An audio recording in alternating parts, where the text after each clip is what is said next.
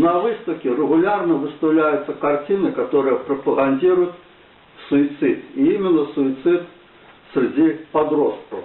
Ну и, казалось бы, на этом можно было и завершить свое комментарий, если бы не маленькое но. У меня вот вчера было мероприятие, творческая встреча, творческий вечер. Было много людей, и мне вот передали там вот такой листик. Называется «Приложение к приказу министра здравоохранения Республики Беларусь от 26 февраля 2024 года, номер 134, так? 194. Да, 194. Ну, значит, к слову сказать, ничего подобного в интернете пока найти не удалось. Ну, можно предположить, что приказ просто секретный. И вот давайте почитаем, что же в этом приложении написано. Методика для скрининга на риск самоубийства. Дальше тут идет название английскими буквами. Я буржуйский не читаю названия. И вот что должно быть в вопросе. Спросите пациента. За последние несколько недель хотелось ли вам умереть? Далее. За последние несколько недель чувствовали ли вы, что вам или вашей семье было бы лучше, если бы вы умерли? Третий вопрос. За последнюю неделю были ли у вас мысли о самоубийстве? Четвертый вопрос. Вы когда-нибудь пытались убить себя? Если да, то каким образом? Дальше вот идут строчки пустые, чтобы ребенок мог их заполнить, чтобы он обдумал, а как бы вот он мог себя убить, насколько его там хватает фантазии, яды, или там повеситься, или спрыгнуть с небоскреба, с многоэтажки, то всего, пожалуйста, давно. Это для какого возраста? Ну, я так понимаю, для детей, скорее всего. Далее. Если пациент отвечает «да» на любой из вышеперечисленных вопросов, задайте ей следующий вопрос для определения остроты ситуации. Думаете ли вы о том, чтобы убить себя прямо сейчас? Если да, опишите, пожалуйста, свои мысли. Ну, то, что это для детей, указывает момент, вот, за последних несколько недель чувствовали ли вы, что вам или вашей семье было бы лучше, если бы вы умерли?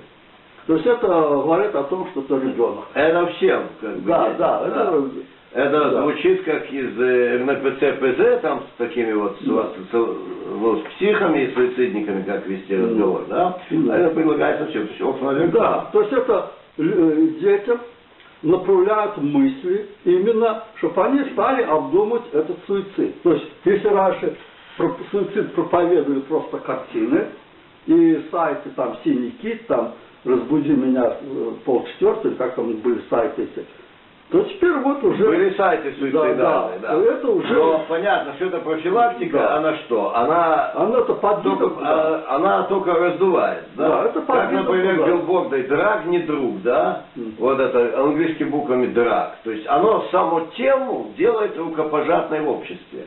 И, соответственно, у подростков, у детей, которых психика неустойчива, не сформирована, они не воспринимают сами вербальные контенты, как уже, скажем, даже в возрасте студента, да? А вот этот младший возраст, средний школьный возраст, они воспринимают атмосферу в обществе. То, о чем говорят, это нормально, это прикольно, оно пойдет. Но нормальных людей, вообще у человека есть инстинкт самосохранения, и когда у человека появляются суицидальные мысли, это вопрос уже с психикой. Как преподаватель кризисной психологии хочу сказать, что ребенок, он переживает целый ряд кризисов. В общем-то, разные сроки называют разные психологи, но все сходятся в одном.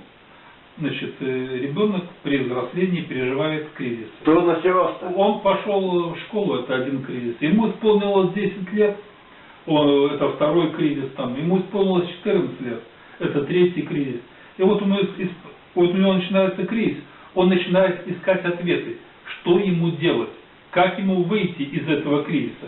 И в этот момент человек в белом халате, олицетворяющий собой государство, олицетворяющее собой власть, значит, правильность действий, ему говорит, а не думал ли ты о том, чтобы убить себя? А если ты думал, чтобы убить себя, значит, не лучше ли будет для твоей семьи, чтобы вы умерли? А за последнюю неделю были у вас мысли о самоубийстве? Все. Это он об этом, может, никогда и не думал. Да. Но теперь это как ржавый гвоздь будет сидеть у него в мозгу до конца жизни. Его закодировали. Что... И у кого-то оно сыграет обязательно. Кто-то нет, кто-то нормально. Это пройдет. Но у кого-то это сыграет. И виноваты будут. Вот этот, извините, как вы сказали, засекреченный приказ, да? Ну, я не знаю, но если его в интернете нигде нету, то... Но у вас все приказы в интернете вывешиваются, Конституция, висит законодательство. Только заголовок и номер, да, содержание не всегда. Даже ДСПшные приказы, они уже не вывешиваются. Нет, это ДСП, да, то есть, которые не для распространения, чтобы народ не знал. Да. Содержание не всегда. А есть куча секретных приказов. А давайте вот проанализируем сейчас, вот просто социологически, как вот такая штука, она может возникнуть. Просто я как бы вот думаю. Элементарно. Есть ЮСАИД, есть ЮНИСЕФ. Там уже написано. И на фонды. Методика. Ну я не разбираюсь по-английски, поэтому. Вопрос. Суицида. Ну, короче, методика не надо. Методика опроса, значит, скрининга, да, то есть, собственно, обзора, социального обзора по суициду. То есть, своей методики... Смотрите, это инофонды. Их задача, те, кто ставят задачи перед ними, там, вот эти институты, Тависток, это задача по вынищению человечества на благо глобального капитала. Вынищению людей и закабалению живых, вынищению максимального количества. Также это инструменты, естественно, политической диверсии, особенно в странах, которые не угодны. Это задано. Дальше, эти фонды, они имеют свои представительства во всех министерствах нашей социальной сферы. И они спускают программу, и они говорят, вот как очень хорошо. Давайте промониторим ситуацию. И мы увидим, что ситуация страшная. Как сказал Каразей, когда была начата кампания лоббирования закона о семейном, началось с того, что на экстремистском портале было вывешено заголовок. Полковник Каразей говорит, ситуация страшная в отношении насилия в семье. Как была создана страшная ситуация? Гендеристические организации, ныне выведенные вне закона, провели опрос среди 200 женщинок. А это наркоманки, реабилитированные наркоманки, и те, кто обращались во всякие, значит, службы этих фондов для людей с социальным положением и социальной ответственностью ниже обычного. И вот 200 таких женщинок сказала только 10% из них, что они стали жертвами насилия. Этим 200 женщинкам провели специальный семинар, объявили, что считать насилием, и вот 30% из них, из этих 200 человек, соответствующим образом набраны, сказали, что они испытали семейное насилие. И вот эти данные послужили основанием заголовку «Ситуация страшная». Когда затем этот законопроект был разгромлен президентом, спустя ровно год, совершенно спокойно, тот же Каразей говорит, что ситуация у нас с семейным насилием не критическая и улучшается из года в год. Тот же человек через год сообщал, уже на другом портале, не экстремистском, белорусском, одном из обычных. Мозги прочистили и все. Вот. То есть, как этот скрининг? Но когда запускается это дело, масса людей садятся на гранты, писать исследования, писать докладные, разрабатывать, значит, повышение квалификации для сотрудников. Это сразу золотое дно возникает. Первые крупицы на это золотое дно кидает сам фонд. Он дает грант на программу. Скажем, сейчас, значит, начнут готовить медработников для опроса специального, психологов, всякие, значит, первые крупицы кидает фонд, бабки есть. Потом те, кто уже вошли в эту сферу, значит, они уже в этом деле, они уже начинают заботиться, чтобы государство давало бабки на это, уже большие бабки. Так оно шло со спидозвоном, так оно идет с инклюзией, когда неуклонно сокращаются реальные спецучреждения для детей ОПР, а их запихивают в обычное школьное образование. Просто им совсем не в радость, этим детям несчастным, и чтобы сбивать общую успеваемость, проводить общую деструкцию школьного образования. Ничего не случайно. А движущей машиной являются чиновники, которые сначала получили гранты, а потом это уже становится частью бюджета. И, собственно, госбюджет финансирует социально-духовную деструкцию. Ну вот, я так понимаю, это первая птичка, да, она уже улетела 26 февраля прошлого года, то есть уже больше года вот этому опроснику, и то, что оно всплыло сейчас, ну, это интересный вопрос, почему так медленно оно все всплыло. Вот. То есть это, видимо, не, ну, можно предположить, что боятся людям показывать такой листик, потому что, ну, это реально, Ну, все, кодировка детей. шило в мешке не удаешь. То есть это реально кодирует детей на самоубийство. Вот им подсказали. Якобы профилактика. Нет. Ну да, якобы профилактика. Но Да. ребенку заставляют подумать, а каким способом вы хотели бы себя убить?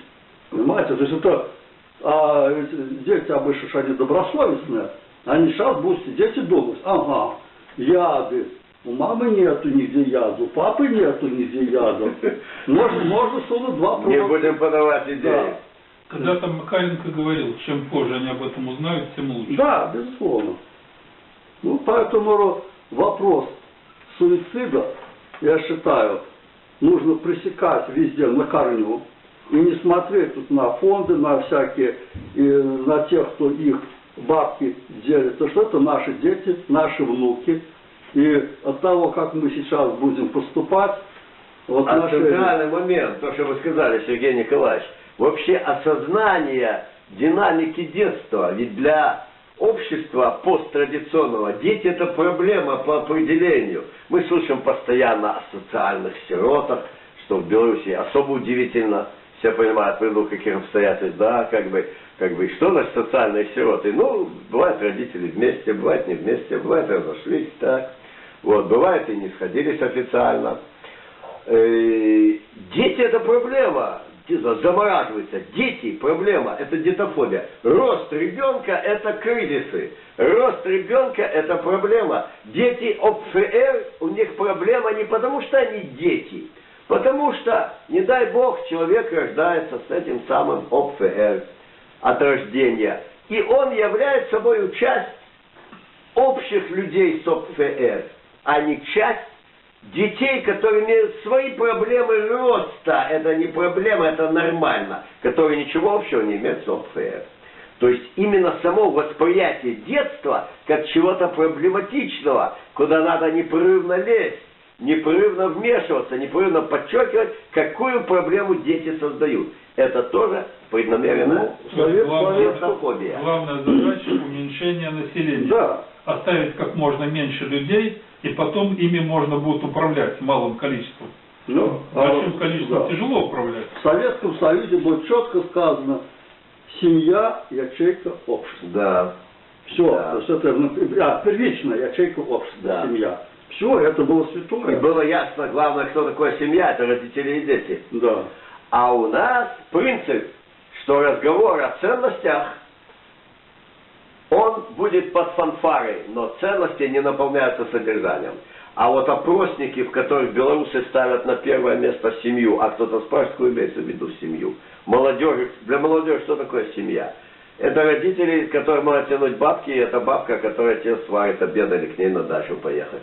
Вот и вся семья. Семья это ответственность. Семья первичная ячейка общества в Советском Союзе была. Была ответственность перед обществом. А ее первейший авангард – это ответственность мужчины перед семьей, ответственность женщины,